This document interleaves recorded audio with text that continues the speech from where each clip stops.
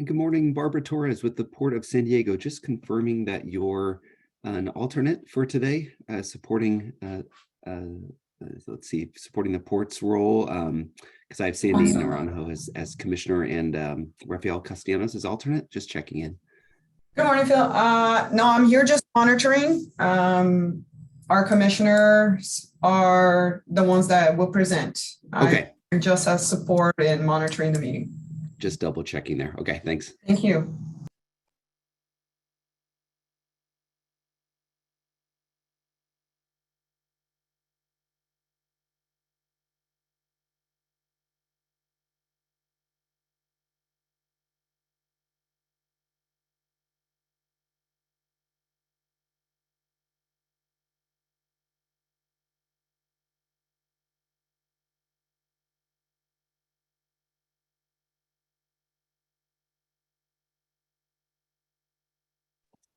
I see a lot of members coming in now, so we'll move all those over to panelists.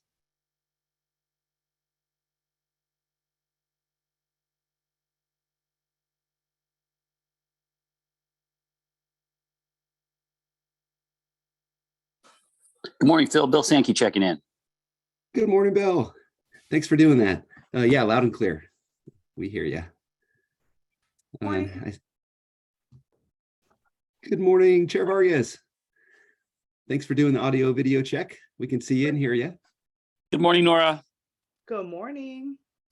Morning, Chair. Nice to see you. Wonderful to see all of you.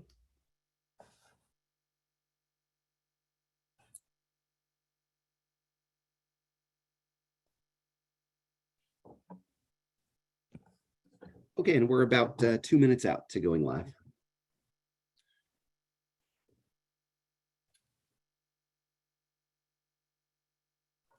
Hey, Phil, a quick note. About 9:30, I'll be switching from Wi-Fi to my phone. Just keep an eye on me. If I drop out and I get back, let me back in.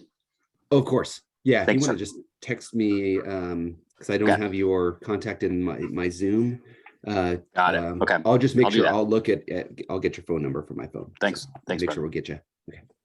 Councilmember Sarkey, this is Nora. Do you have a minute after the Sandag so I can call you? I do. I will be happy to chat with you. You need my number? No, I have it. I think I have it. No worries. Perfect. Okay. Thank you. Mhm.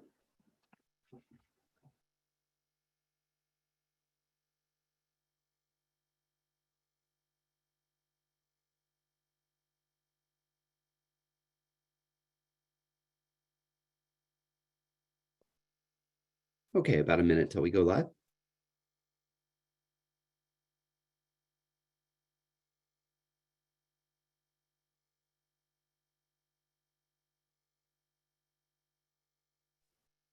Phil, I do not think we have a quorum yet. Okay, thanks, Tessa. Also checking with Francesca. Are you monitoring that? Good morning, everyone. Yes, I am. Great. Good I'll be morning, back in just Vice a Chair second. Campillo. I don't count. Okay, just hold tight. We're just checking quorum. Thanks for checking in, Vice Chair Campillo.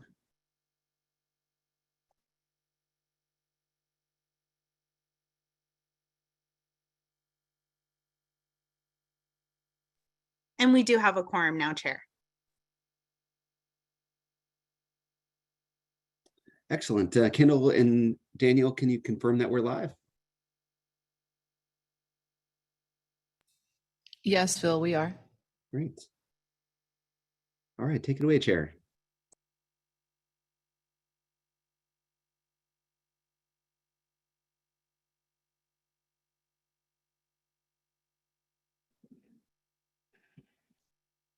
It's readjusting the Zoom, huh? Good morning. Welcome to the June 17th, 2022 Sandag Transportation Committee. Before we get started, I wanted to share that we will be hosting simultaneous interpretation for this meeting into Spanish and wanted to introduce our translator with Spanish language instructions. I'm going to go ahead and turn it over to our translator. Thank you very much, Supervisor. Good morning. Buenos días. I will begin with the announcement in Spanish and I will be back with the announcement in English. Muy buenos días. Como se acaba de anunciar, se está ofreciendo servicio de interpretación al español. Para hacer uso del servicio, por favor desplácese a la parte inferior de la pantalla de Zoom donde aparecen sus controles y haga clic en el icono de interpretación, parece un globo terráqueo como ve en pantalla, y seleccione Spanish o español. Si está utilizando la aplicación móvil de Zoom, es decir, en celular, tableta, etc., presionaría primero los puntos suspensivos, más, luego interpretación y luego el idioma. Por último, si no desea escuchar el audio original en inglés en el fondo, por favor seleccione Mute Original Audio o silenciar audio original. Once again, good morning. We are providing simultaneous interpretation to and from Spanish.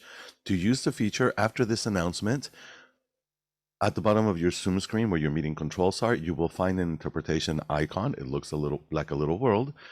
And then you would select English as your language. If you are joining through the Zoom mobile app on a cell phone, tablet, or other mobile device, you would first press more, the three dots, then interpretation, and then choose your language. Finally, click on Mute Original Audio to not hear the original Spanish low in the background. Gracias and thank you, Chair. Thank you.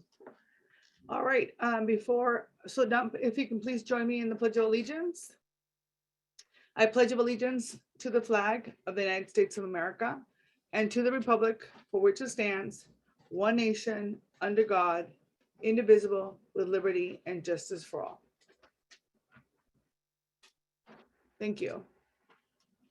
Next, I'm going to ask the clerk, Ms. Francisca Webb, to confirm that we have quorum. Ms. Webb? Thank you, Chair. We do have a quorum. Thank you. I'd like to remind the members of the public of our process for both members and public comments. The primary members will be using their cameras and we will take live public comments. Members are asked to turn on their cameras when they have a comment or question, and then I will go ahead and recognize you. I'm going to ask our legal counsel, Ms. Deaton, to provide a quick reminder of how the public comment will work, please. Ms. Deaton. Thank you, Chair. As noted on the cover page of today's meeting agenda, in addition to emailed comments, the public may also provide live comments during the meeting. To provide live comments, please click on the raise hand icon located on the top right of the screen. The clerk will then call on you by the name you have provided. If you are participating by telephone, please press *9, which will raise your hand to indicate your desire to speak. The clerk will then call on you by the last 3 digits of your telephone number. The instructions for providing live comments are also on the bottom of the cover page of today's meeting agenda, which can be accessed at SANDAG's website at www.sandag.org. All comments, whether they were emailed or made live, will be made a part of today's meeting record. Thank you, Chair.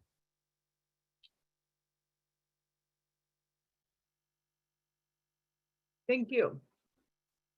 Item number 1 is public comments, communications, member comments. Public comments under this agenda item will be limited to 5 public speakers. Members of the public shall have the opportunity to address the Transportation Committee on any issues within the jurisdiction of SANDAG. That is not on the agenda.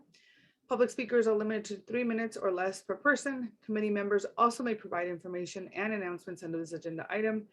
If the number of public comments under this agenda item exceed 5 additional public comments, we will take them at the end of the agenda. Subjects of previous agenda items may not again be addressed under public comment. I'm going to ask any members of the public who wish to offer public comment not related to a matter on today's agenda to please raise your hand at this time so that we can call on you.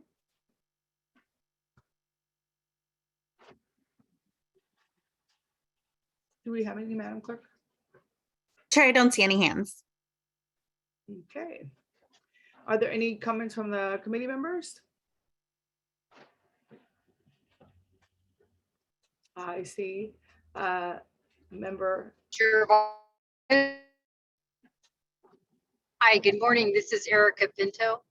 Yes, ma'am. Chairwoman.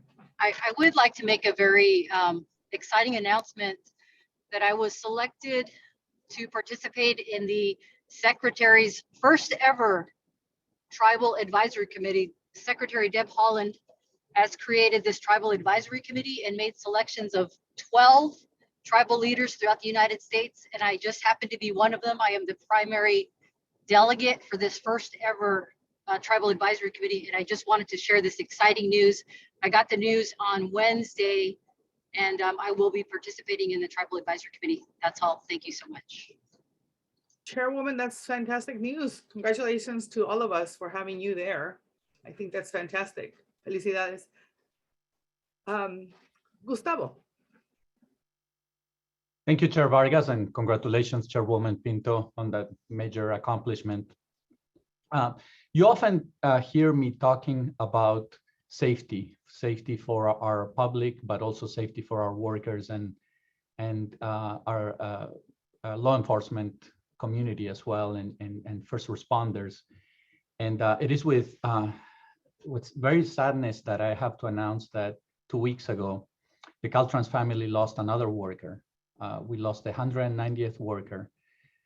Miss Kwanda McGadney was hit and killed by a hit and run driver in the Bay Area and lost her life. She leaves behind a 9-year-old daughter and her family. And we're very saddened about this. This came right in the heels of our statewide and highway worker memorial event, and many events that we held in all of our districts to alert the public about the dangers of working on our highways. So we're very saddened by this news, and I really appreciate all of you always helping us amplify the message about watching out for our workers and for emergency responders, for contractor workers as well. And I wanna mention this so that you continue to do that, please, and also keep Miss McGadney and her family in your thoughts. On a second note, I wanted to mention that this week you may have heard we installed some countermeasures near the border on I-5 to help us prevent wrong-way driving. On May 24th, I participated in a press conference with the CHP and with Mothers Against Drunk Driving to educate the public about the connection between drunk driving and wrong-way driving, and the dangers of these type of accidents because of the speeds involved. They usually are fatal. And we've been working very hard to install many countermeasures on a lot of our highways. The ones that we installed this week involve detection cameras at 3 ramps on I-5 near the border. You may recall this is an area where 2 San Diego police officers lost their life due to a wrong-way driving incident a while back. So again, thank you for all your help, helping us spread the word about worker safety and also wrong-way driving. And I'll just conclude with, on a positive note, on June 25th, we will be holding a Clean California Dumpster Day event at Willie Henderson Park in partnership with Districts 4 and District 9, Councilmember Montgomery Stepp and Councilmember Elo Rivera. We will be receiving unwanted items from the public at Willie Henderson. So put that on your calendars, June 25th from 9 to 11 o'clock. Thank you. Thank you. Any other members?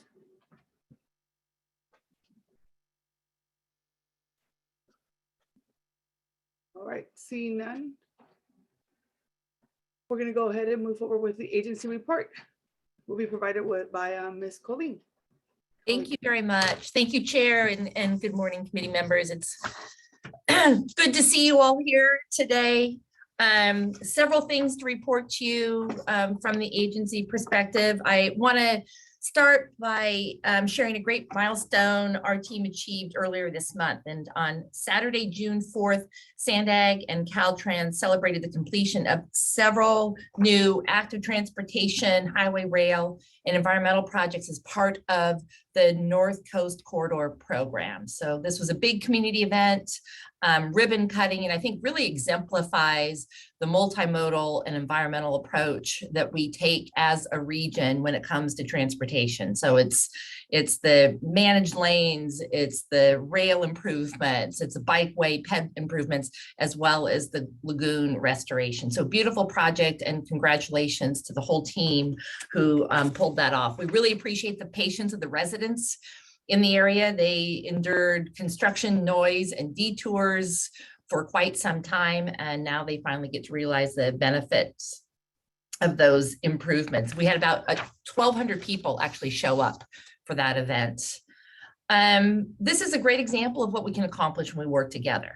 We also had a successful groundbreaking last week for the Bayshore Bikeway, the section through Barrio Logan. And this is making a critical connection between downtown San Diego and National City. This is the bikeway that will go around San Diego Bay.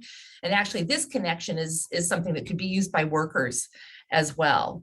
So this is all part of our approach to create a completely connected active transportation bikeway network in the region. And this is part of the vision that was included in the 2021 regional plan.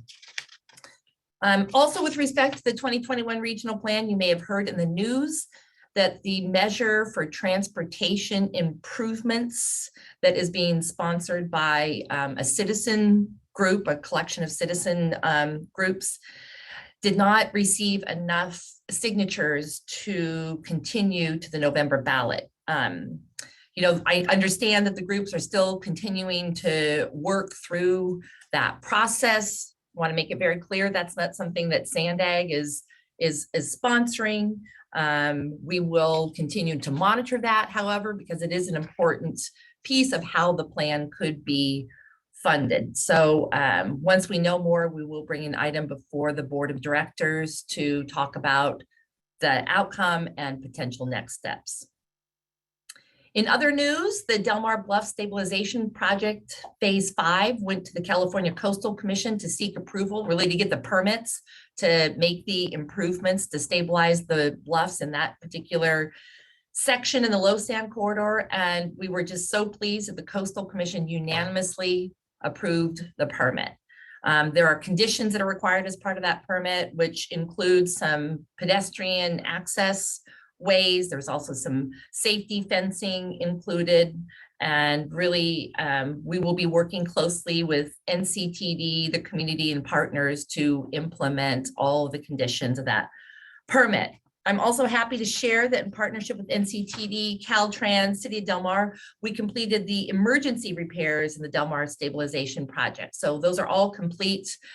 Those were repairs that were needed as a result of storms and other activities over the last several months. So that is now in place, and we will proceed now going forward with the phase 5, slated to begin in early next year.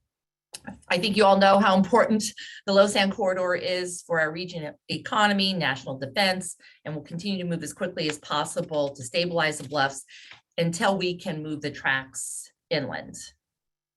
A couple of other things to report this week. We were very pleased to host the Ambassador of Mexico to the United States. Took him on a tour of Otay Mesa East, the port of entry project. And we were also able to have a meeting with the executive director of GoBiz. This is the governor's office of business. And we had Dee Dee Myers, who is the head of GoBiz here at Sandag. We gave her a tour of the whole 5 big moves and also shared with her the importance of the low sand corridor and the need for state assistance in getting the rails off the bluffs. So that was a really productive meeting, and she's going to continue to keep in touch with us and actually hoping to bring the governor down to share these ideas with him as well.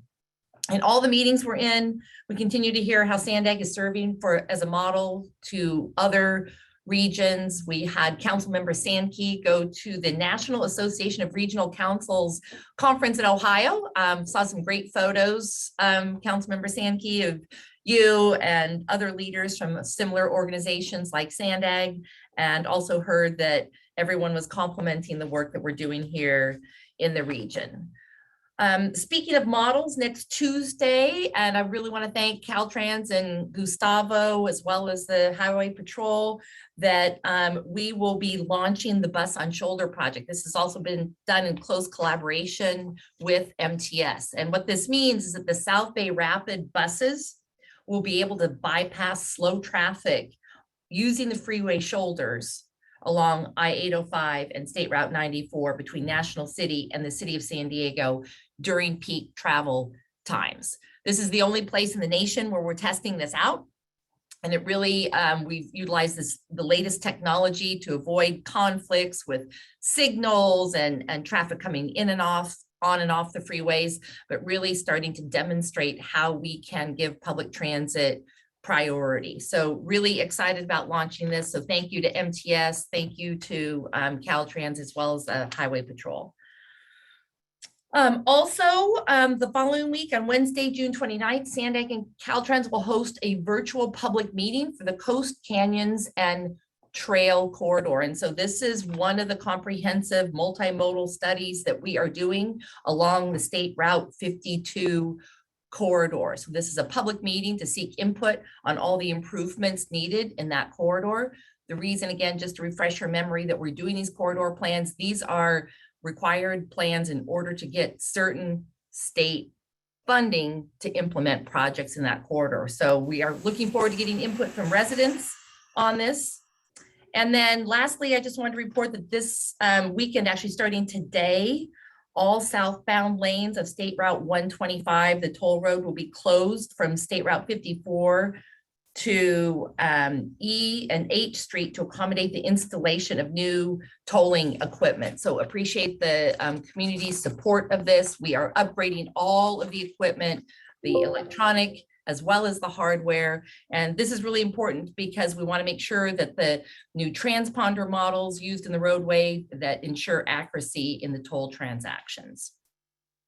So with that, just to make sure we're clear that the closure will be June 17th at 8 p.m. tonight, and will reopen by Monday, June 20th at 6 a.m. There will be detour signs out, and really appreciate again the patience of our community. And just a note, Juneteenth falls on Sunday this month. We will be observing it on this Monday, and this is the first time Sandag is observing this holiday, and it really represents the progress for racial equity in our nation, and we are pleased to be able to recognize this as an agency.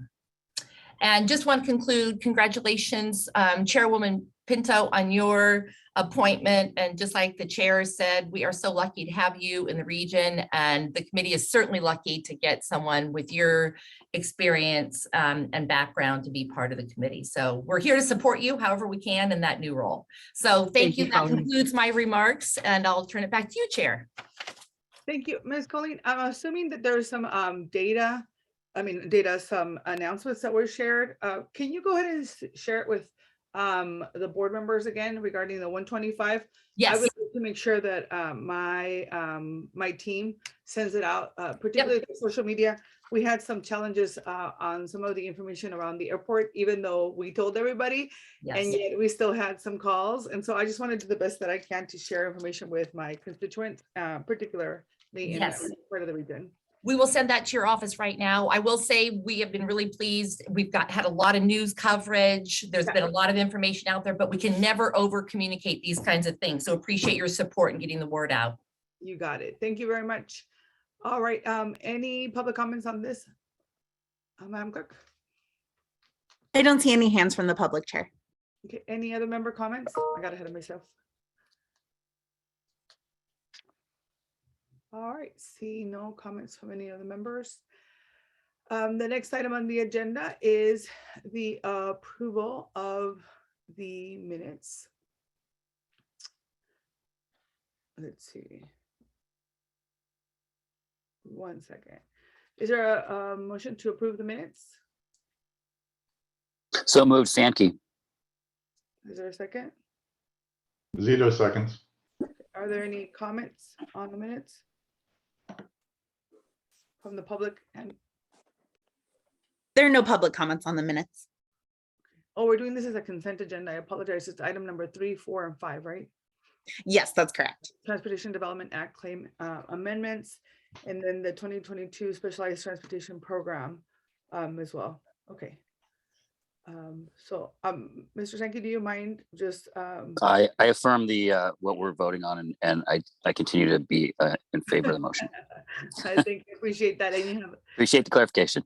no problem. And we have a second, correct? Yeah, Zito seconds. Thank you. All right. And no public comments and or member comments. Can you call the roll, please? Thank you, Chair. For the San Diego County Regional Airport Authority, James Sly. I'll abstain on this vote. Thank you. Thank you. For the City of San Diego, Vice Chair Campillo. Yes. For the County of San Diego, Chair Vargas. Vargas, yes. For East County, Councilmember Mendoza. Mendoza, yes. For Metropolitan Transit System, Councilmember Moreno. Moreno, yes. For North County Coastal, Councilmember Zito. Zito, yes. For North County Inland, Mayor Ritter. Ritter, yes. For North County Transit District, Councilmember Bhat Patel. Yes. The Port of San Diego is absent. And for South County, Councilmember Sankey. Sankey, yes. Thank you very much. And that item does pass with 1 abstention, 8 yeses, and 1 absence. Thank you very much.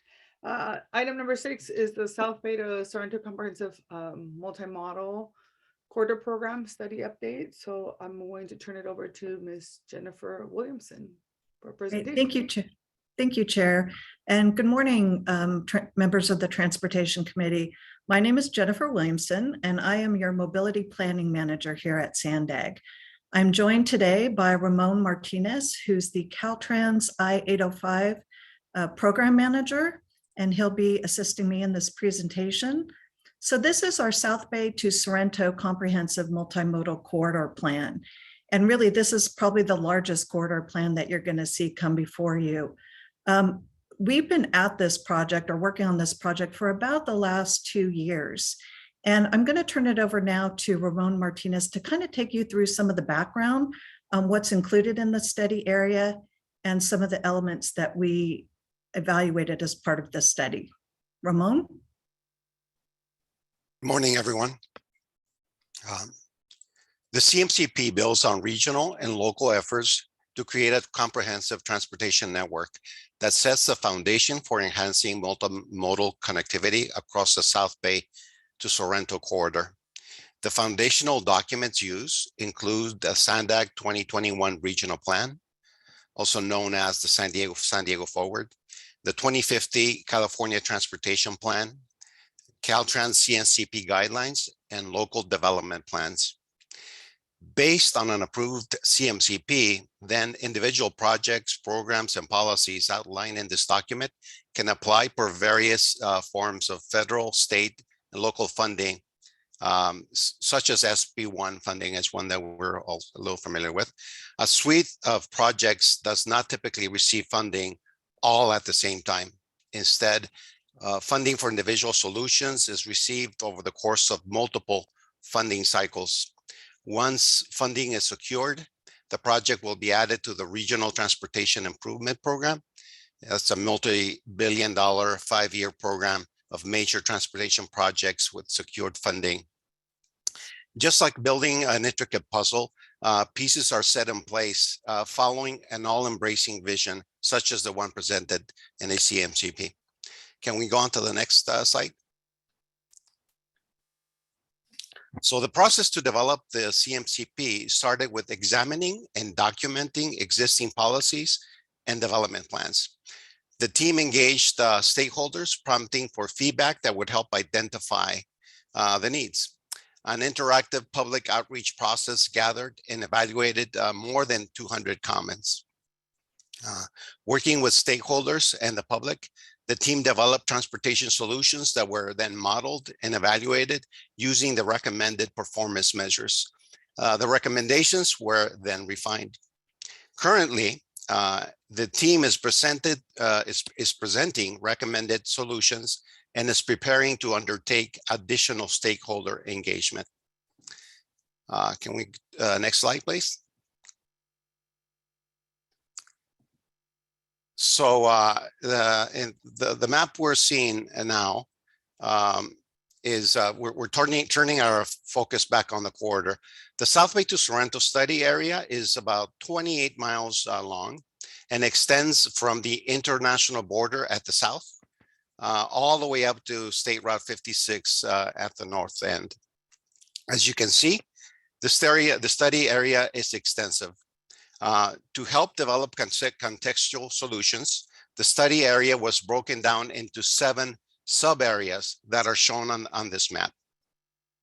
This allowed us to look at the maps, at the needs of each area with a lot more detail, and then analyzing, allowed us the opportunity to analyze the data that is unique to each area. Next slide. Now, something about the corridor. The South Bay to Sorrento corridor is essentially touches almost every person in this region. I myself I can attest to that. I'm a resident of the South Bay. Roughly a quarter of the population, jobs, and housing exist within this corridor.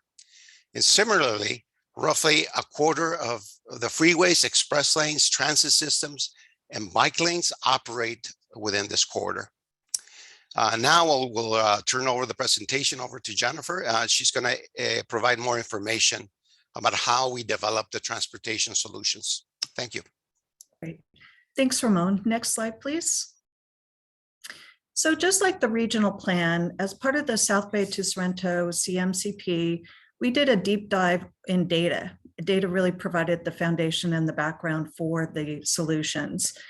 One of the key components of the plan is equity. And so we really looked at how low-income populations, minority, and senior populations would be affected by our solutions. We also spent a lot of time, as we always do at Sandag, looking at where people live and where people work and population centers. We factored in future housing units and where density might also be developed. All of this was combined together to develop an integrated system of transportation solutions. On the right of this slide, you'll see all of the different components that we looked at. Again, just like the regional plan, because remember, CMCPs are a refinement of the regional plan. We looked at the 5 big MOOCs. So you have Transit Leap, Complete Corridors, Mobility Hubs, Fleets, and NextOS. But additionally, because our corridor is so sensitive to things like climate change, we took a deep dive into strategies that would encourage resiliency and combat climate change effect on our transportation solutions. We also looked at goods movement. Anybody who's traveled on the 805 knows that it's one of our primary goods movement corridors throughout the region. So we really needed to focus and take a deep dive on goods movement. And finally, active transportation. Throughout the corridor, what we identified was that there was a lack of really good connections for active transportation, especially to some of our employment centers. So we did develop some additional active transportation solutions. Next slide, please. I like to call this slide, what do you do when you have 400 transportation solutions? So as part of all that outreach that we did, surveys, social pinpoint, development of strategies, the regional plan strategies, we came up with over 400 initial strategies, which, you know, when you're dealing with a 28-mile corridor, probably isn't too many, but it is quite a bit to deal with. So by using the state's goals and objectives for CMCPs, in addition to our own goals and objectives developed specifically for this corridor. In step 2, we use these goals and objectives as well as some qualitative and quantitative measures to further refine those 400 strategies down to 330, which is still quite a bit if you're thinking about all of those strategies in the corridor. From there, we did further refinement and analysis of the corridor to determine which of these strategies really fit the needs of the goals and objectives. And we also did at this step, in step 2, we refined the strategies down into 3 alternatives. And you'll see that in step 3 of this process. Alternative 1 was taking all the strategies. So we included all 331 strategies in alternative 1 to see what the benefits would be of a comprehensive system like that. Alternative 2 was a cost-constrained analysis, and it looked at what if we just did the regional plan alternatives that were included in the corridor, in addition to those projects that are already in environmental design or in the RTIP. So those are included in alternative 2. Finally, alternative 3 is focused on congestion. So we looked at all of the congestion hot points in the corridor, and we only included those strategies in alternative 3 that would resolve congestion. So it was very, very focused analysis. And so what we determined though, and I'll give you more information in the next slide, is that alternative one, all 331 strategies, has the most benefit. Next slide, please. So what we're recommending is that the entire suite of strategies be moved forward. And really the reasons for that is that those strategies provide the greatest reduction in GHG emissions throughout the corridor. They maximize the number of trips that can be moved through the corridor. So that includes goods movement, that includes, single occupant cars, and that includes transit. So everybody benefits from the suite of services in that alternative. But, we've mentioned equity before. And again, equity was the backbone of our goals and objectives. And so this alternative provided the most benefit for underserved populations to get within 30 to 45 minutes of employment centers and higher education facilities. Very similar to the regional plan, we really wanted to focus on how to get people to where they live, where they work, and where they can get educated. And then finally, it improves the most system and performance within a high frequency transit stop. And what that means essentially is that it provides the most active transportation solutions, it provides the highest level of transit solution, and it provides the highest level of access. Next slide, please. So this is a breakdown of the number of strategies within each of those different focus areas that I mentioned before. And if you're adding these up on your calculator right now, you'll know that these do not add up to 331. And there's a reason for that. Essentially, every strategy includes multiple strategies. We call it a family. So you have a parent strategy, and I'll give a good example of this. Otay Mesa East would be a parent strategy. And within there, you would have a bunch of children. And those children would include NextOS to help facilitate technology at the border. It would include complete corridors with those tolls going to and from Otay Mesa. And it would include goods movement improvements because that's one of the primary reasons. It would also include things like resiliency. So we would be doing strategies that support the infrastructure at that facility to combat climate change. So as you'll see, there are a number of strategies here that have multiple different layers within them. Next slide, please. So this is kind of the culmination here. These are our project spotlights, and these projects, and I'm going to show you, there's 7 of them, are really the projects that rose to the top in terms of our outreach and what people, our stakeholders and the public were saying were their primary important strategies they felt like for this corridor. There is, of course, the purple line that would operate between San Ysidro all the way up to Sorrento Mesa. There's the Sorrento Valley Mobility Hub, the enhanced service area, which includes things like flexible fleet access to first and last mile services. There's the access to Naval Base San Diego and Coronado, and that would be gate improvements at 28th Street, Main Street, 32nd Street, and then also Naval Base Coronado to really improve the throughput at those sites. The managed lane connector at I-15 and 805. And I want to take a minute on this one because what I'll share with you later is that this is going to be our first SB1 capital submittal coming out of this plan. So we're pretty excited that we have one that's through environmental and ready to go and compete for some of those important SB1 dollars. Next slide, please. 3 more that you probably are very well aware of. Harbor Drive or multimodal corridor improvements. This is all about using technology and improving the access to our goods movement and throughput on Harbor Drive. So this includes multiple strategies, and you'll see the icons below. That's again that family of strategies that we talked about. San Ysidro Mobility Hub, this is one that's moving forward right now, and we're very excited. We're starting a project to move the tracks over to provide more capacity down there in San Ysidro. And then Otay Mesa East, which you're all very well aware of and had multiple presentations on. So next slide, please. As part of a CMCP, we do a comprehensive outreach to the public. And, you know, during COVID, because this whole study happened during COVID, I'm pretty proud of the team because we really did knock it out of the park. We got almost 4,000 comments in our virtual engagement hub. We had 73 distinct responses on our map. And what that is that people could go in and actually put their own solutions on our map that we could look at. We sent out surveys. And, you know, we know that a lot of people will not engage unless they're reached out to individually. So what we did there is we hosted one-on-one office hours. We hosted briefings. We went out to community planning groups.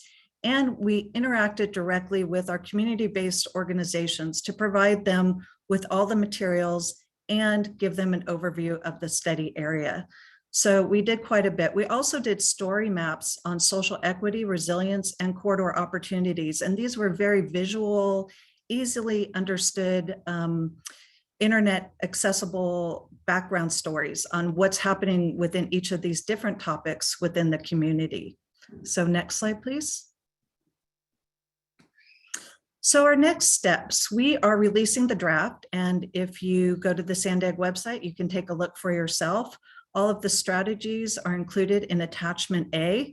And if you do a control find, you can search for a specific strategy if you're interested in that. So I encourage you all to take a look. June 30th, we're going to have our final stakeholder meeting. And really there, we want to answer any questions about the draft report. It's a comprehensive document and there's a lot in there. So we want to give everybody one last opportunity to come back with any questions they might have. July 18th, the public comment period closes. We're providing 30 days. And then August 30th, we're completing our final CMCP. And through September through December, we're going to be doing that first SB1 submittal on that connector ramp. And really what I want to tell you here is that, you know, I know that you've asked for a longer public comment period for other CMCPs. And the reason we really want to keep this one at 30 days is because we do want to hit that SB1 submittal target for that project. And we're not sure if we extended it out to 60 days, if we would be able to do that. So we just like your consideration as we move forward with that submittal. And with that, I am done and willing to answer any questions you might have. Thank you. Thank you so much for that presentation. Are there any members of the public that would speak, Madam Clerk? Thank you, Chair. We do have one member of the public who'd like to speak. Dr. Bailish, you can go ahead when you're ready. Good morning. Thank you for this report and for the meeting. I live in the north of this corridor with less frequent use, and frankly, partially because of the transit times. When I go down towards the border, it really prohibits getting back up to North County. And so looking at the integration of these corridor systems with local transportation traffic time. I wanted to comment on something I've seen over the years, probably driven more miles than most people on this meeting, about traffic intersections on the local roads. And the great, wonderful projects that just completed in just north of me in Del Mar. And I've been driving a little bit up in Palmetto, I think it was up north in Carlsbad. East-west movements and local intersection cycle times are very difficult, it seems, to integrate into the total traffic plans. And I just am amazed at how often my own car sits with no cars moving. It's not an area that engineering formally pays much attention to. It's a very difficult topic. And I just wanted to bring it up as you look at these corridors, how the increased traffic and congestion from throughput into the local communities and the need to rehab a lot of these intersections, which are numerous. Thank you for taking my comments. Thank you. Member Hall. Yes, thank you. When we think about the future, have we thought about autonomous vehicles as playing a role in any of these different areas? So, oh, Go ahead. I'm sorry. Yes, so a lot of the corridor improvements on the complete corridors assumes that, we'll have some shared vehicles and we'll have electric charging facilities, and those are strategies. We did not, in fact, model autonomous vehicles as a factor in our solutions, but we do have elements that would improve the throughput for autonomous vehicles. And my only concern is I'm not sure if it's 5 years or 20 years, but when that takes place, that is going to be probably the biggest game changer we've ever seen in how our transportation works. And if we're really trying to think and model the future years, it would seem to me that that would have to be one of our strategies in all these different areas. So that just a quick thought.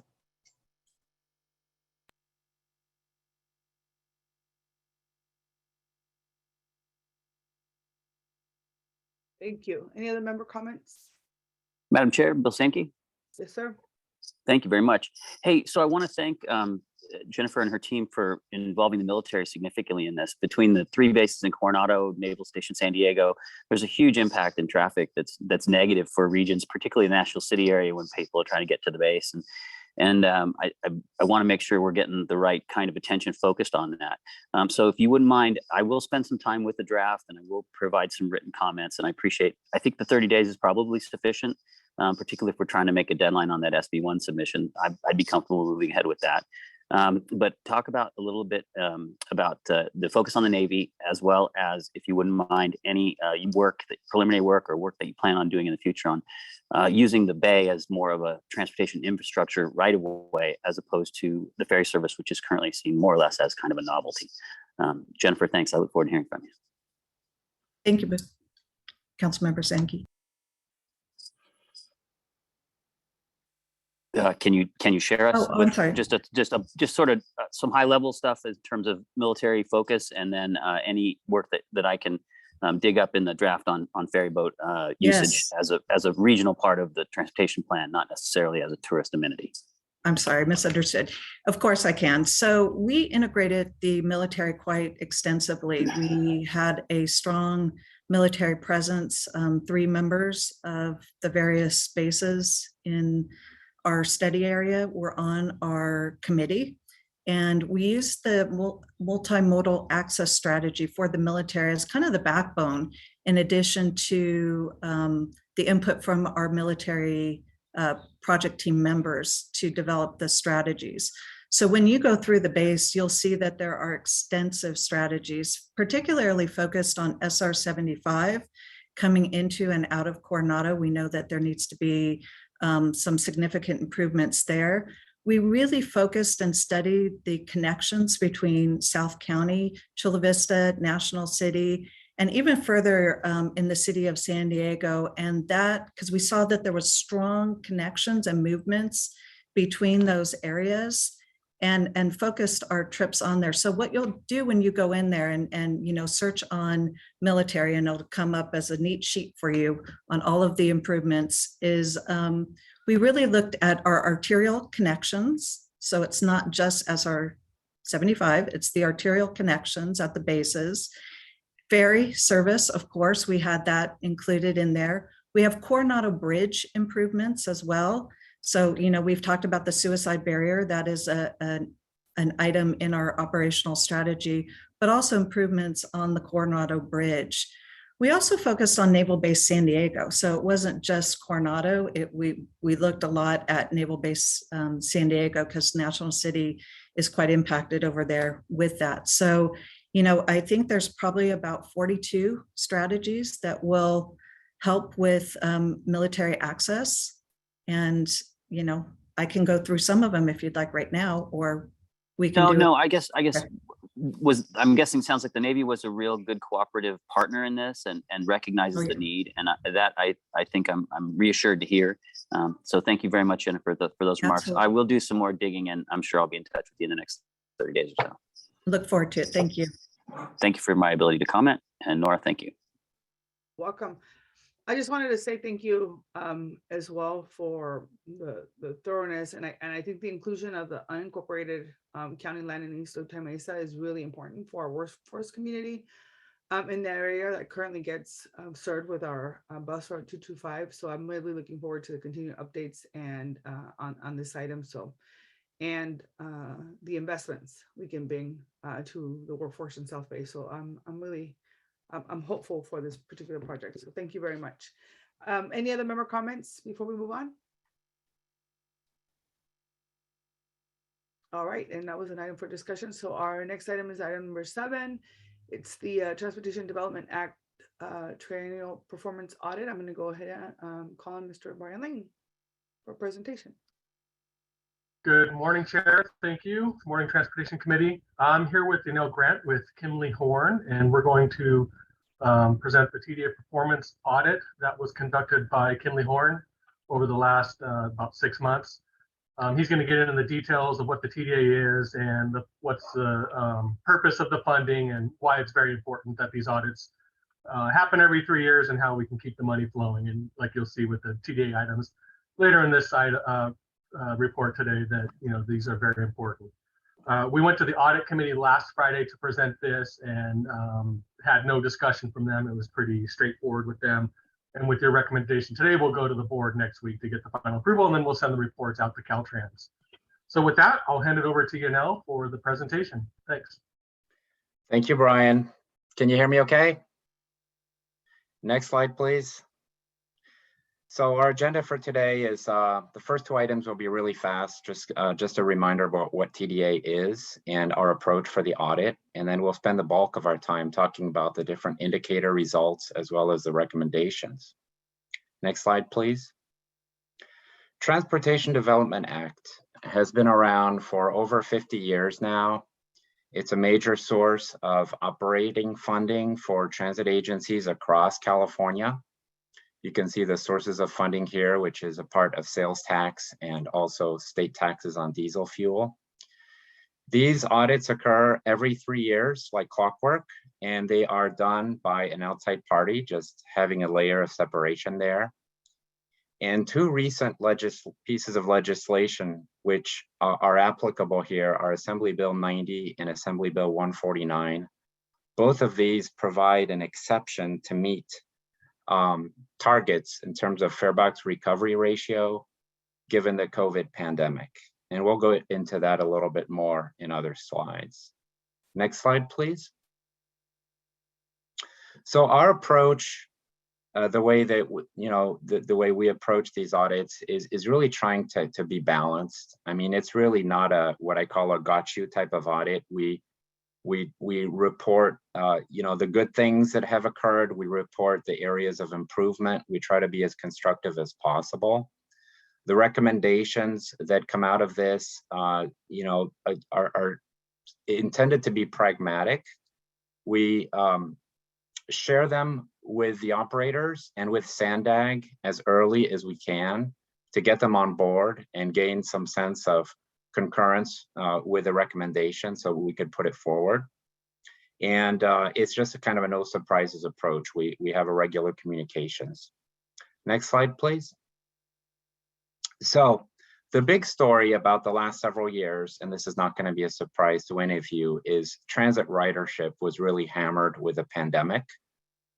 The interesting thing to note is the 3-year period of the audit goes from FY19 to FY21. So essentially the period starting July 1, 2018, all the way to June 30, 21.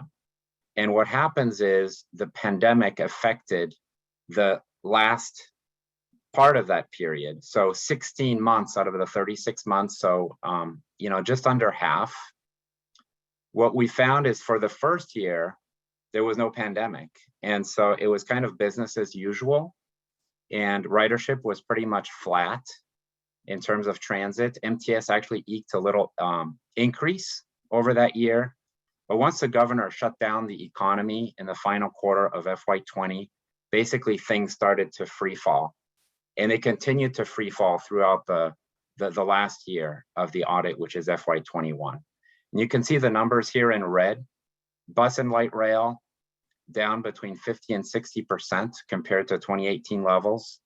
Demand response was down between 69 and 79%, and commuter rail is down as much as 89%. Now, most of you know that the ridership has since bounced back quite significantly, but that's outside of the period that we studied. And so we're not going to talk much about kind of the rebound. That's going to be the focus of the next audit. But I think what is a reality, and what we call is this was just a period of global calamity as far as transit. And the ridership loss is something that is not unique to San Diego County. It is in fact national, and in fact it's international. I mean, this happened worldwide. Next slide, please. So there are 5+1 performance indicators in the TDA audit, I like to call it. We have one measure of cost efficiency, which is cost per service hour. Then one measure of cost effectiveness, operating cost per passenger. Then we have two measures of service productivity, one measure of labor productivity, and then that famous Farebox recovery ratio, which is simply the revenues divided by the operating costs. Next slide, please. So we're first going to talk about MTS, then we'll talk about NCTD, then SANDAG in that order. So for MTS, the system-wide operating cost increased 3.2%. So that's below the cost of inflation. So, all in all, a pretty good performance, despite some things like higher cleaning costs for COVID.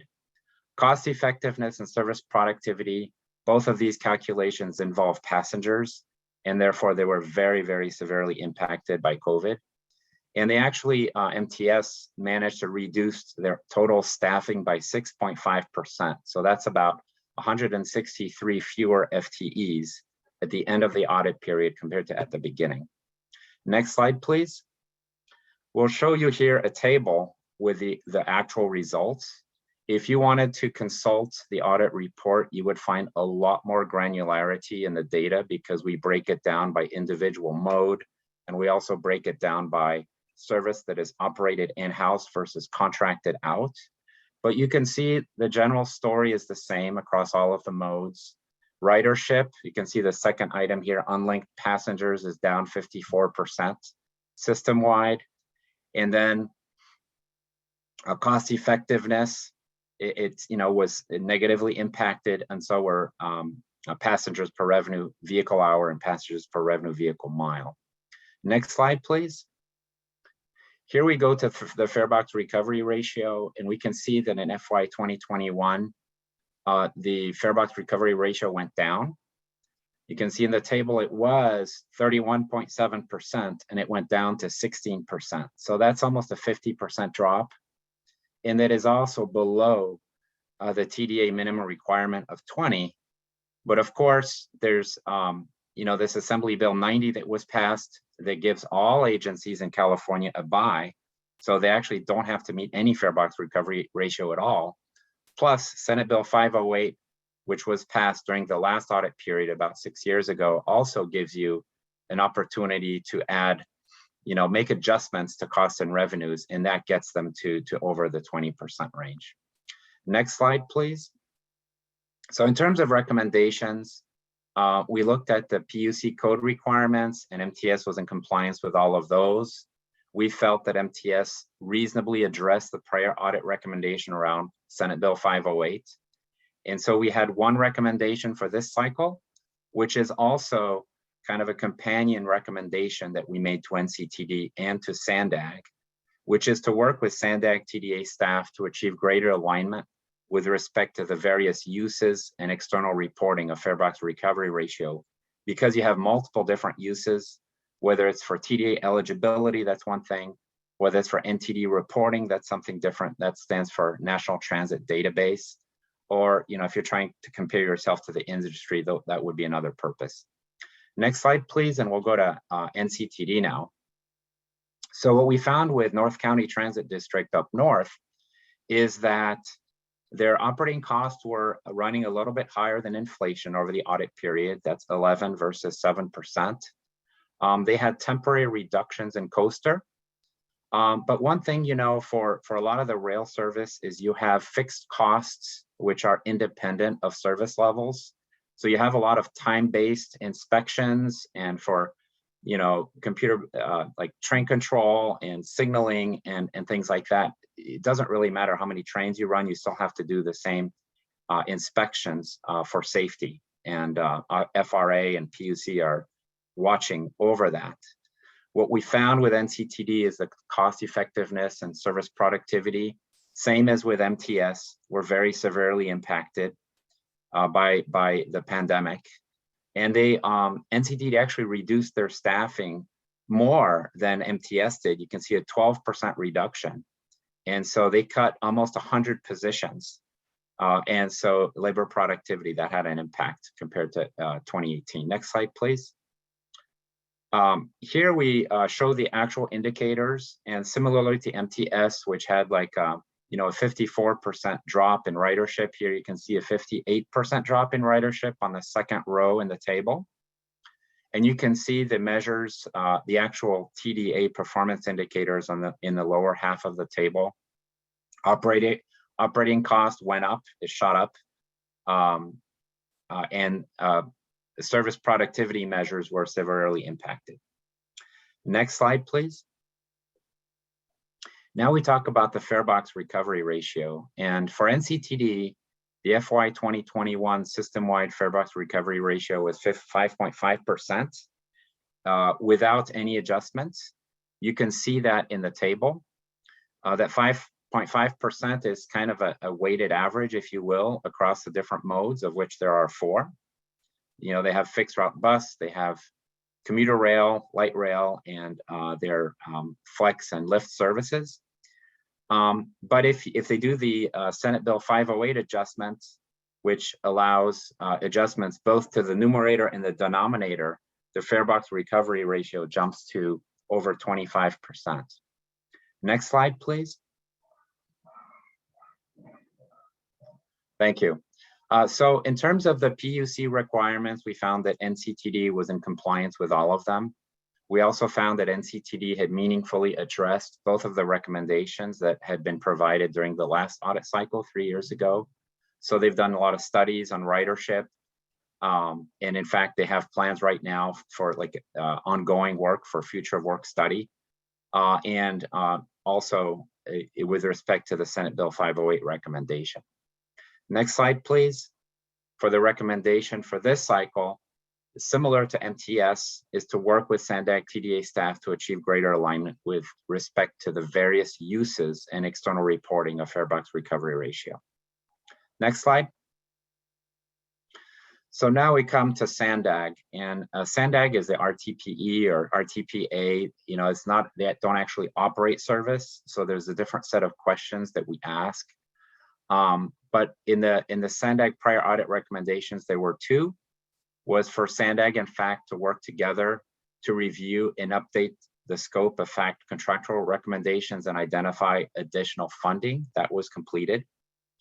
And the second recommendation was around this famous policy 27 in the SANDAG TDA claim manual to address statutory changes. In that case, it was for Senate Bill 508.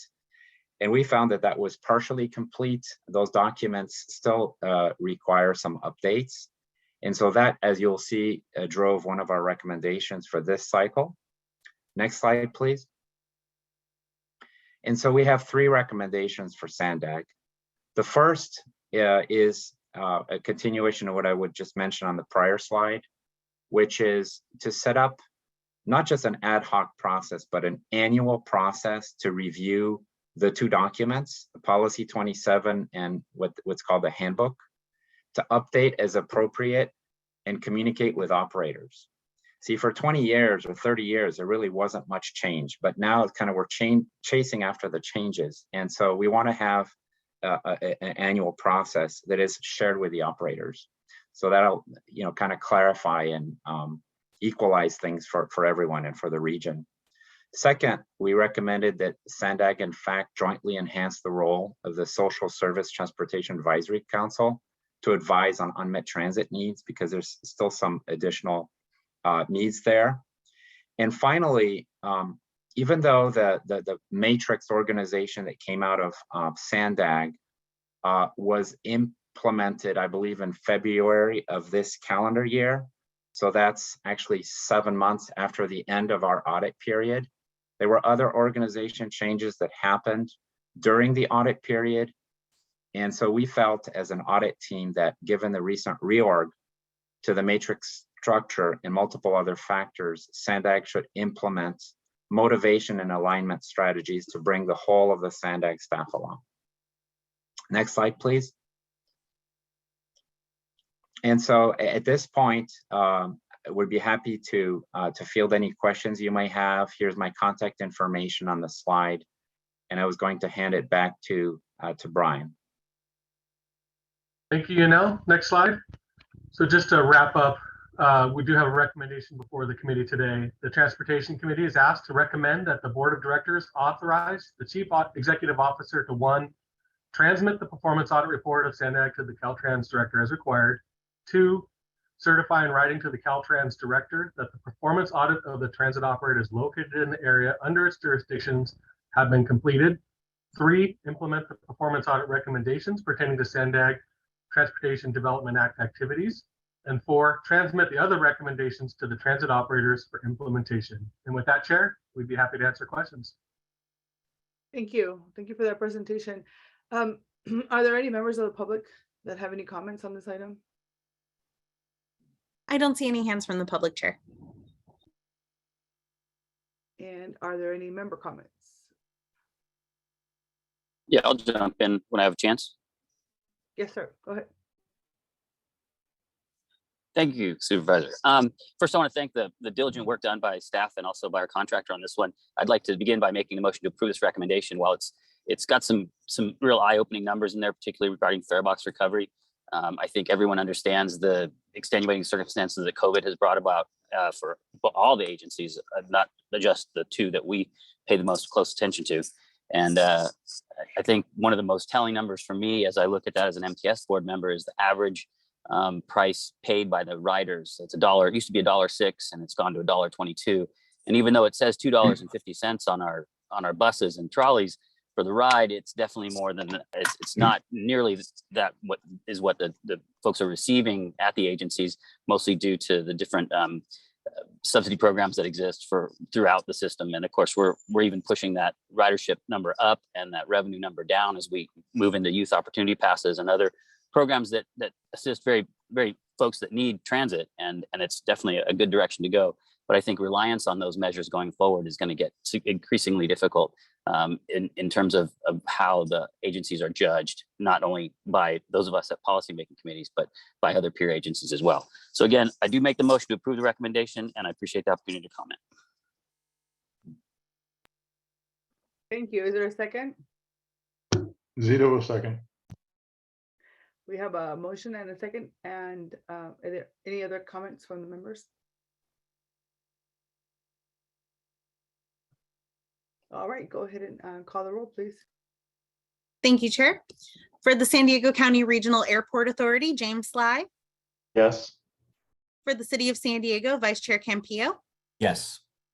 For the County of San Diego, Chair Vargas. Vargas, yes. For East County, Councilmember Mendoza. Mendoza, yes. For Metropolitan Transit System, Councilmember Moreno. Moreno, yes. For North County Coastal, Councilmember Zito. Zito, yes. For North County Inland, Mayor Ritter. Ritter, yes.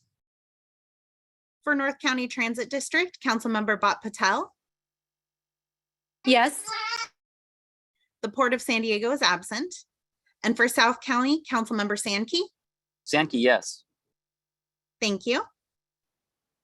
And that item passes unanimously with those members present.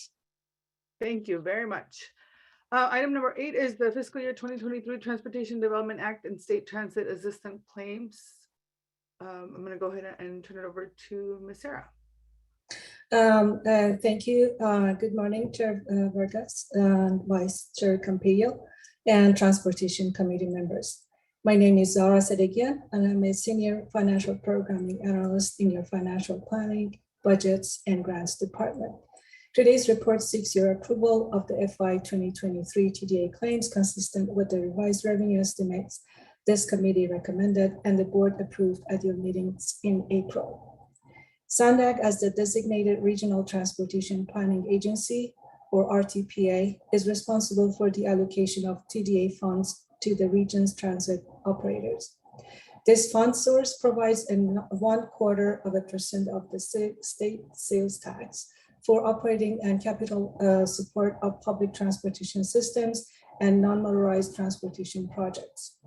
Today's item is reflective of a series of steps that have been presented and approved by the board since February leading up to today. First, as you may recall, at its April meeting, the board approved the revised transit and TDA revenue estimates for FY 2023.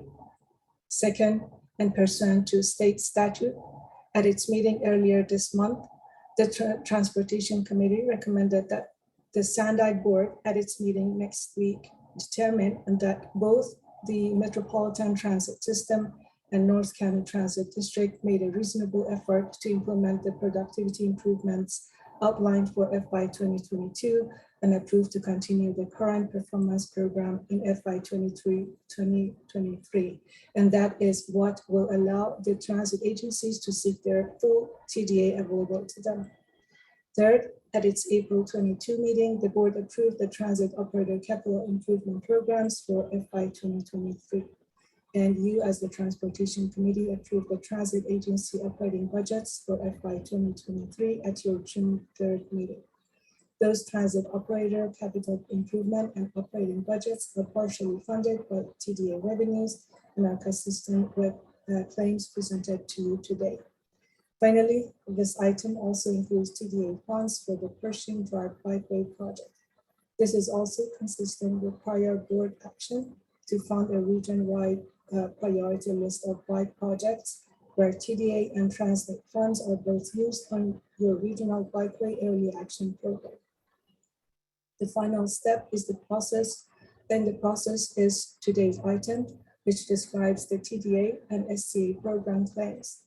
Attachment 1 provides a summary of the claims. Attachment 2 provides a description and resolutions. The Transportation Committee is asked to recommend that the Board of Directors 1, adopt resolution numbers 2022-20 through 2022-25, approving the FY 2023 Transportation Development Act and State Transit Assistance or STA claims in substantially the same form as attached, and 2, approve the STA fundings and as certified by North County Transit District. That concludes my presentations. We're available to answer any question you may have. Thank you. Thank you very much. Are there any members of the public that have any comments? Madam Clerk? I don't see any hands from the public, Chair. Okay, any member comments? All right, seeing none, may I have a motion to make a recommendation for this item? Zito moves as staff recommendation. Thank you, Member Cito. Is there a second? Ritter, second. Thank you, Member Ritter. And so with that, I have a motion and a second. Can you go ahead and call the vote, Madam Clerk? Thank you, Chair. For the San Diego County Regional Airport Authority, James Sly. Yes. For the City of San Diego, Vice Chair Campillo. Yes. For the County of San Diego, Chair Vargas. Vargas, yes. For East County, Councilmember Mendoza. Mendoza, yes. For Metropolitan Transit System, Councilmember Moreno. Moreno, yes. For North County Coastal, Councilmember Zito. Zito, yes. For North County Inland, Mayor Ritter. Ritter, yes. For North County Transit District, Councilmember Bhat Patel. Yes. The Port of San Diego is absent. And for South County, Councilmember Sankey. Sankey, yes. Thank you. And that item passes unanimously with those members present. Thank you. The next item is item number 9 is the Specialized Transportation Grant Program Cycle 12 call for projects. I'm going to go ahead and turn it over to Mr. Rivera. Thank you, Chair, and good morning, members of the Transportation Committee. I'm Zach Rivera, and I serve as one of the program managers of the Specialized Transportation Grant Program, or STGP. Today, I'll be presenting the proposed eligibility and evaluation criteria used to score applications submitted through the STGP Cycle 12 call for projects. Next slide, please. But first, let me provide an overview of the STGP.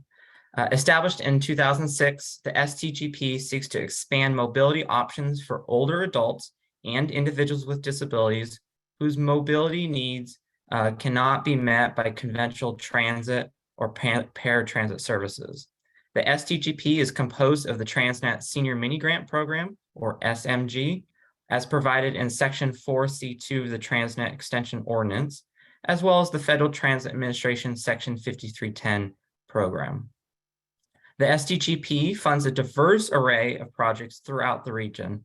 As examples, the STGP supports the City of Vista's Senior Transportation Program, enables St. Madeleine Sophie Center, Home of Guiding Hands, and Noah Homes to use grant-funded vehicles to transport individuals with developmental disabilities, and provides funding to Peninsula Shepherd Center for older adults transportation services in the Point Loma area. These are just examples of some of the projects in the region, and all projects contribute to the specialized transportation network in the region. The STGP funds are awarded through a competitive process, also referred to as a call for projects. SANDAG generally holds a call for projects every 2 years to allocate available STGP funding. In the upcoming cycle, staff anticipates that a record $7.9 million in STGP funding will be made available. This time 2 years ago, the TC reviewed the STGP Cycle 11 eligibility and evaluation criteria. Now, as the 12th cycle progresses, staff proposes modifications to the criteria, which I'll discuss later. Next slide, please. To prepare for the STGP Cycle 12 call, staff reviewed audit findings, lessons learned, peer research, and input gathered from stakeholders during a robust public engagement process. Staff looked at the fiscal year 2018 FTA triennial review, as well as the fiscal years 2018 and 2021 Transnet triennial performance audits for insights on potential modifications. While no recommendations were made in the FTA review, many of the recommendations in the Transnet triennial performance audits related to performance management and reporting. For example, one recommendation was for SANDAG to, quote, capture additional statistics to better demonstrate how Transnet funds were spent and what taxpayers got for their investments, end quote, including the number of, quote, riders served through the Senior Mini Grant Program. A summary of recommendations and staff's responses are included in attachment 2 of the staff report. Next slide, please. Staff also researched the evaluation criteria used in other regions. The City of Seattle and the East-West Gate Council of Governments in St. Louis were selected since their FTA Section 5310 apportionments were comparable to San Diego's. The County of San Diego also recently released a request for proposal for older adult transportation, which helped to inform the proposed Cycle 12 evaluation criteria. A comparison of the various criteria and their associated weights is included in attachment 1.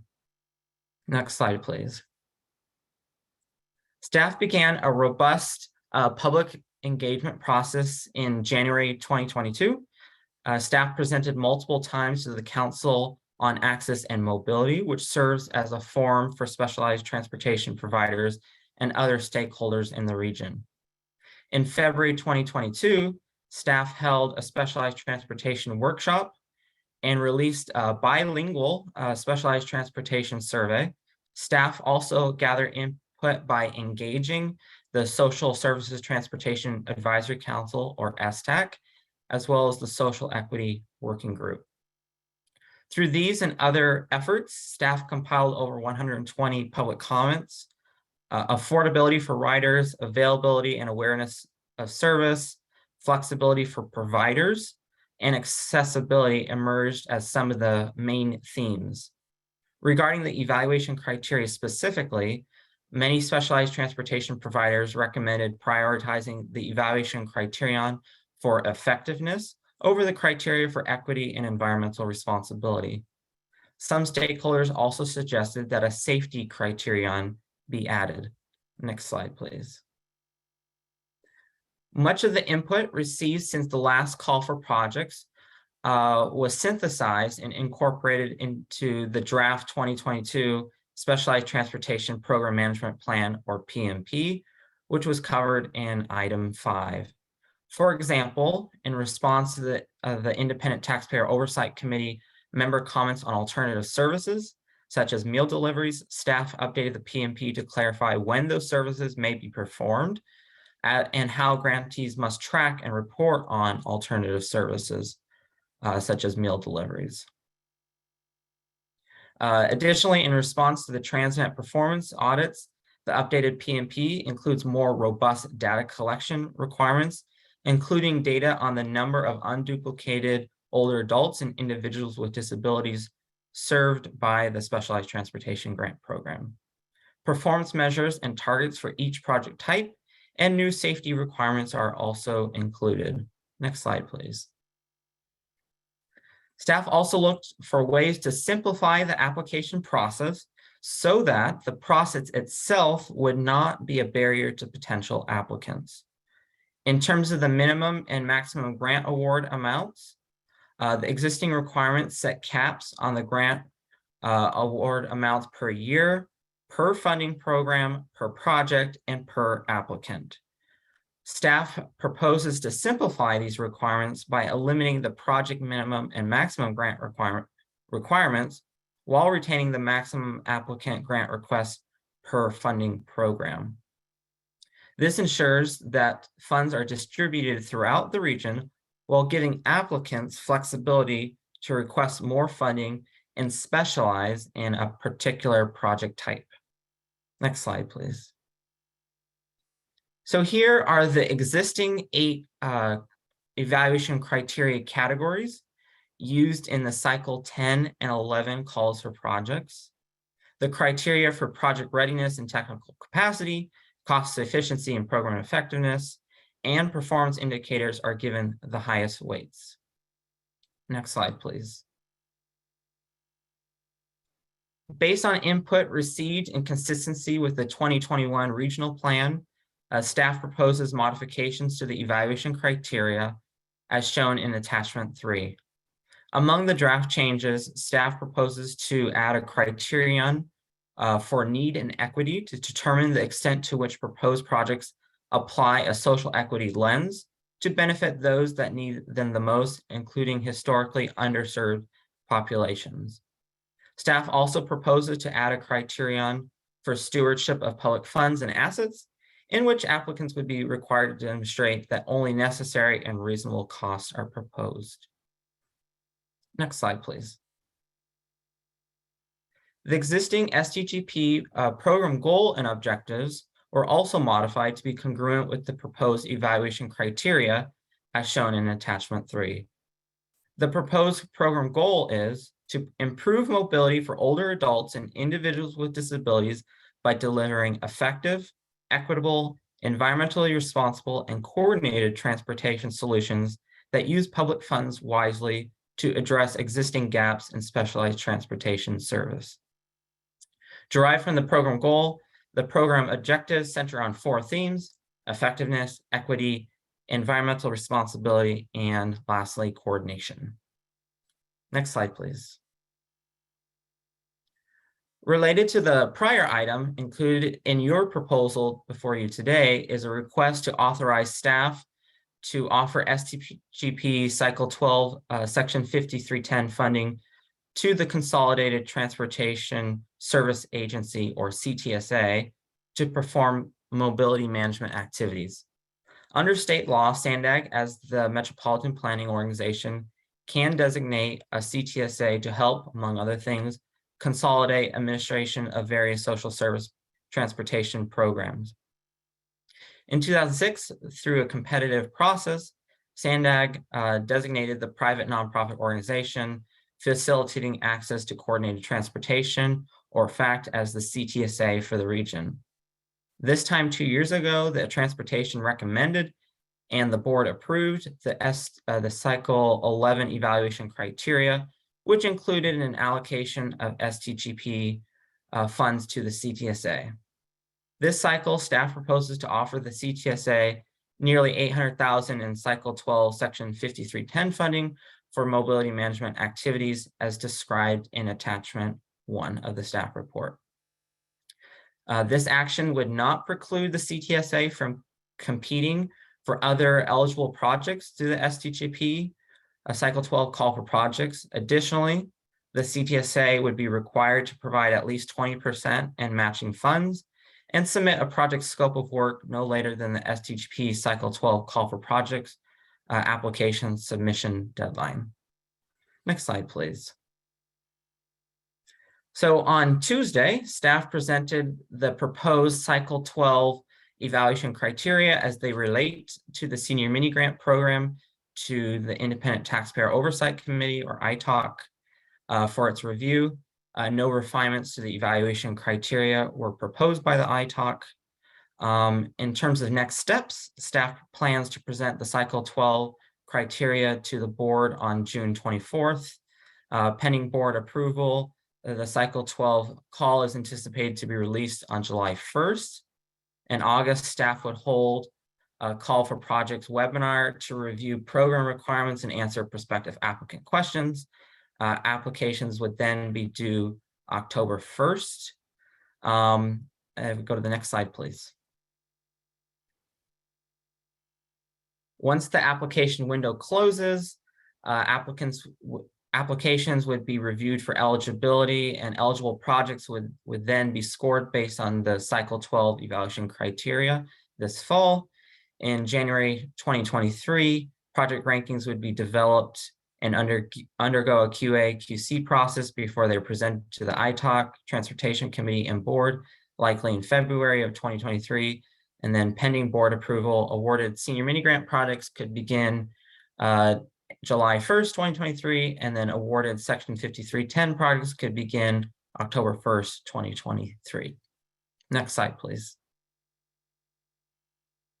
So thus, in one proposed action, the Transportation Committee is asked to approve the proposed STGP Cycle 12 call for projects eligibility and evaluation criteria, and authorize staff to offer $790,758 in STGP Cycle 12 Section 5310 funding to the Consolidated Transportation Service Agency for mobility management activities. And with that, I'll yield back to the chair. Thank you. Thank you very much. Is there any members of the public that wish to speak, Madam Clerk? Thank you, Chair. We do have one member of the public who'd like to speak. Dr. Bailish, you can go ahead. Good morning again. Thank you, Tim Bailish in Mid-County. Access to transportation seems to be one of the biggest quality of life issues, particularly as you age. And so these programs that I'm learning about, I really appreciate them. Data collection appears to be an important issue brought up, and the interpretation of that, especially how to use it to manage these programs. I myself am really annoyed every time I have some type of consumer activity, they're asking me for a survey. So I'm not really recommending that, but I'm just wondering how these activities are arranged. Are they predetermined? Is it over voice phone, computers? Are there representatives that send out mailings? And so as these transits are captive audiences for the recipients, is there something like a data page inserted if it's a cell phone internet activity?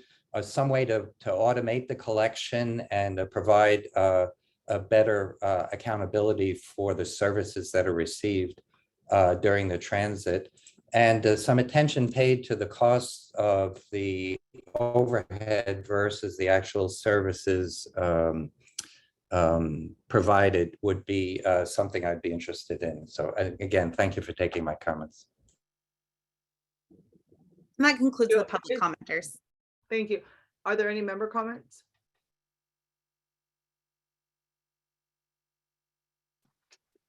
All right, seeing none, is there a motion to recommend this item? Move staff recommendation, Zito. Thank you, Member Cito. Is there a second? I'll second that, Chair Campillo. Thank you. Sankey second.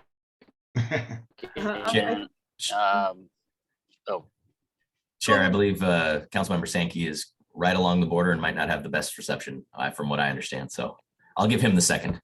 All right, we have a motion and a second. And Madam Clerk, can you call the roll, please? Thank you very much. For the San Diego County Regional Airport Authority, James Sly. Yes. For the City of San Diego, Vice Chair Campillo. Yes. For the County of San Diego, Chair Vargas. Vargas, yes. For East County, Councilmember Mendoza. Mendoza, yes. For Metropolitan Transit System, Councilmember Moreno. Moreno, yes. For North County Coastal, Councilmember Zito. Zito, yes. For North County Inland, Mayor Ritter. Ritter, yes. For North County Transit District, Councilmember Bhat Patel. Yes. The Port of San Diego is absent. And for South County, Councilmember Sankey. Sankey, yes, with thanks to staff for working on this item all week. Thank you. Thank you. And that item passes unanimously with those members present. Thank you very much. The next item is item number 10 is the annual public transit report to the state legislature. I'm going to ask Mr. Brent to go ahead and provide the report. Thank you, Chair. Good morning, Transportation Committee. My name is Zachary Brott. I'm a regional planner here at SANDAG, and I'm here with the annual report to the legislature on public transportation, as the chair mentioned. This report is mandated by legislation that was passed in 2017, legislation called AB 805, and it requires SANDAG's board of directors to provide an annual report that's developed by the Transportation Committee to the legislature on or before July 1st of each year. And this document has to report on 5 elements of public transportation in our region, which are our public transportation needs, the transit funding criteria that we use to select transit projects, additional work that we've done on public transit over the past fiscal year, recommended transit funding levels according to recent regional plans, and funds that have been spent explicitly on public transit, again, in the relevant fiscal year. And this report is for fiscal year 2021. So that means it runs from July of 2020 through June of 2021. And this is the 5th report that SANDAG has developed under this legislation. There are a few things to note, since, as I said, this is reflective of about 1 full year ago. So certain sections of the report, if you're looking at Appendix A and Appendix B, use tables from the 2019 federal RTP because the new 2021 regional plan was not yet adopted during the time period for this report. That wasn't until December, and this report was done in June of 2021, or the time period for it was. And so just a brief overview of what we have in the report this year. Obviously, our ridership, as was mentioned earlier today, is down because of the COVID-19 pandemic. Some of our funding levels and other projects have been changed from normal years. Some money's been moved around because of the pandemic. But major expenditures in fiscal year 21 include continued vital work on the Losan corridor, the development of the 2021 regional plan, and more progress on bike projects in the early action program for active transportation. And so with that, today, the recommendation before you is to recommend that the board of directors approve the submission of this report to the legislature. And I can take any questions if there are any. Thank you for your time. Thank you. Thank you for that presentation. Are there any members of the public that wish to comment? There are no public comments on this item. Are there any comments from any of the members?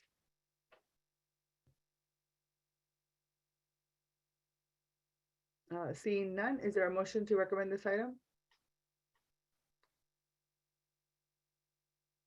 Zito, move staff recommendation. Second by Ritter. Thank you. We have a motion and a second. Madam Clerk, can you please call the roll? Thank you. For the San Diego County Regional Airport Authority, James Sly. Yes. For the City of San Diego, Vice Chair Campillo. Yes. For the County of San Diego, Chair Vargas. Vargas, yes. For East County, Councilmember Mendoza. Mendoza, yes. For Metropolitan Transit System, Councilmember Moreno. Moreno, yes. For North County Coastal, Councilmember Zito. Zito, yes. For North County Inland, Mayor Ritter. Ritter, yes. For North County Transit District, Councilmember Bhat Patel. Yes. The Port of San Diego is absent. And for South County, Councilmember Sankey.